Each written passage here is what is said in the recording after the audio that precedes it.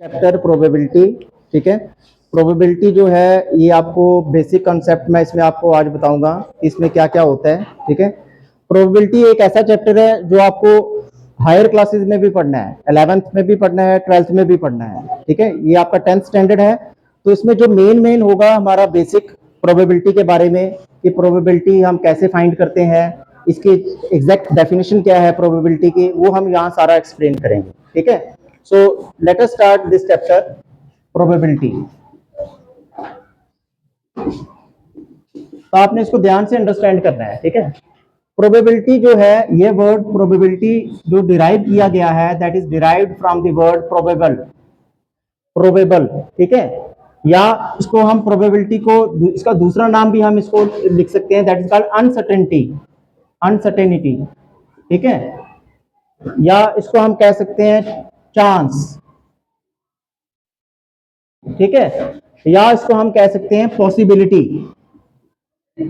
इन सभी वर्ड्स का सेम ही मतलब है कि प्रोबेबिलिटी या पॉसिबिलिटी या चांस या अनसर्टेनिटी।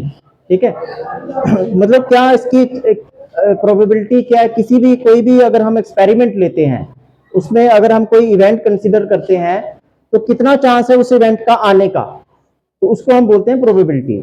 ठीक है, तो जैसे मैं एक एग्जांपल से आपको ये समझाता हूं कि प्रोबेबिलिटी क्या होती है, फिर हम इसकी एग्जैक्ट डेफिनेशन भी कंसीडर करेंगे। ठीक है, देखो अगर सपोज हम कोई एक्सपेरिमेंट कंसीडर करते हैं। एक्सपेरिमेंट क्या है, आपके सिलेबस में 3 तरह के एक्सपेरिमेंट्स हैं, या टॉसिंग ए कॉइन,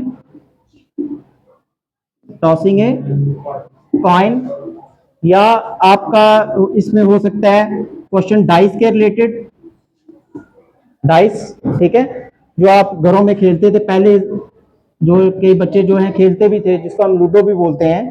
ठीक है, उसमें ये ऑप्शंस होते हैं अलग अलग 1 2 3 4 5 6। और या फिर आपका एक्सपेरिमेंट हो सकता है प्लेइंग कार्ड्स के रिलेटेड, प्लेइंग कार्ड्स जो घरों में खेलते हैं। ठीक है, तो अब देखो मैं प्रोबेबिलिटी जो है इसको एक्सप्लेन करने जा रहा हूं, प्रोबेबिलिटी हम कैसे फाइंड करते हैं किसी भी इवेंट की। ठीक है, अब सपोज आपके पास एक कॉइन है, ठीक है, ओनली वन कॉइन, उसमें क्या हो सकता है, पॉसिबिलिटी क्या हो सकती है, या हेड आएगा या टेल आएगा, इसके अलावा कोई और पॉसिबिलिटी नहीं है। ठीक है, तो ये जो हेड है और ये जो टेल है इनको बोलते हैं events. These are called events, और यू कैन से आउटकम्स। समझ आ गया आपको ये? और जितनी भी अगर हम एक कॉइन को टॉस करते हैं, या हेड आएगा या टेल आएगा, इसके अलावा और कोई पॉसिबिलिटी नहीं है, तो ये जो इवेंट्स हैं ये क्या बनाती हैं, सैंपल स्पेस, जिसको हम एस से डिनोट करते हैं।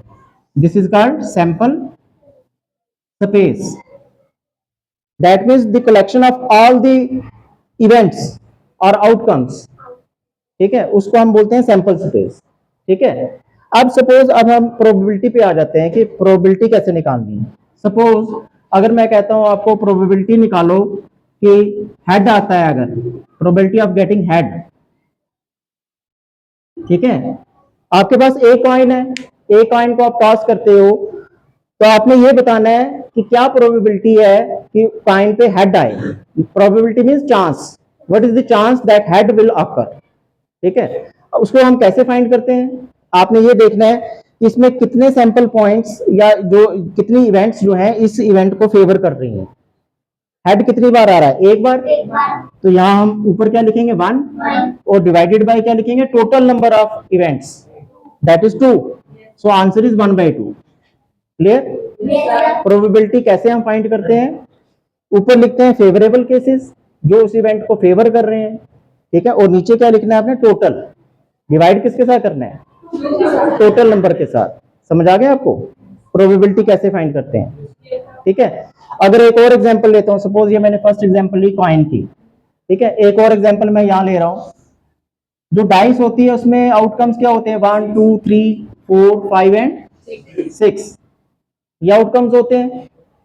अब इसमें मैं अगर प्रोबेबिलिटी आपको पूछता हूं भाई निकालो प्रोबेबिलिटी ऑफ गेटिंग 2, गेटिंग 2, 2 के आने की क्या प्रोबेबिलिटी है, तो आपने देखना है कितने इवेंट्स इसको फेवर कर रहे हैं, इस इवेंट को।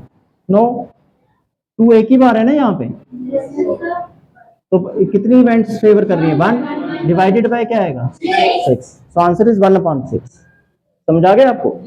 प्रोबेबिलिटी कैसे फाइंड? डिवाइड हमेशा टोटल के साथ करना है और न्यूमरेटर में क्या लिखना है आपने? Favourable number of cases. ठीक है, सपोज एक और एग्जांपल मैं लेता हूं, probability of getting even number, getting even. आप देखो इसमें से, अब ये आपके सैंपल पॉइंट, ये इसमें आपके पास इवेंट्स हैं, इसमें आपने देखना है कि इवन नंबर की क्या प्रोबेबिलिटी है आने की। आप देखो इसमें कौन कौन कितने इवेंट्स इसको फेवर कर रहे हैं? एक 2 है, 4 and 6। So how many events favouring this event? That is 3/6। Answer is 1/2। ठीक है, तो ये मैंने आपको एग्जांपल से आपको समझाया कि प्रोबेबिलिटी हम कैसे फाइंड करते हैं। ठीक है, अभी मैं इसकी आपको एग्जैक्ट डेफिनेशन बताऊंगा कि how we define the probability. ठीक है, सो राइट डाउन डेफिनेशन। यहां देखो आप,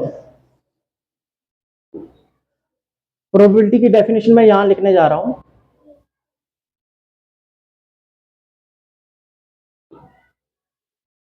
डेफिनेशन में क्या लिखना है आपने? Let A be any event, let A be any event, कोई इवेंट है, ठीक है, let A be any event, then we define probability of event A as, कैसे हम इसको डिफाइन करेंगे?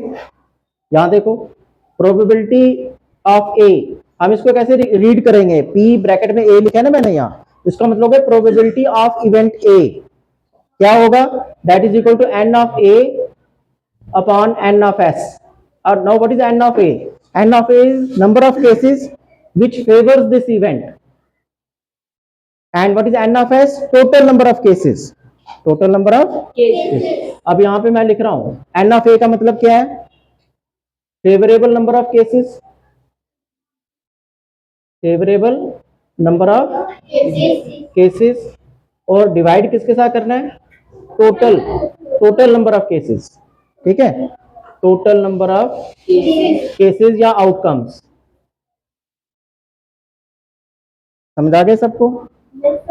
तो प्रोबेबिलिटी हम कैसे डिफाइन करते हैं? ऊपर आपने लिखना है फेवरेबल नंबर ऑफ केसेस, कितने इवेंट्स उसको फेवर कर रही हैं, और डिवाइड किसके साथ करना है? टोटल नंबर ऑफ केसेस और आउटकम्स।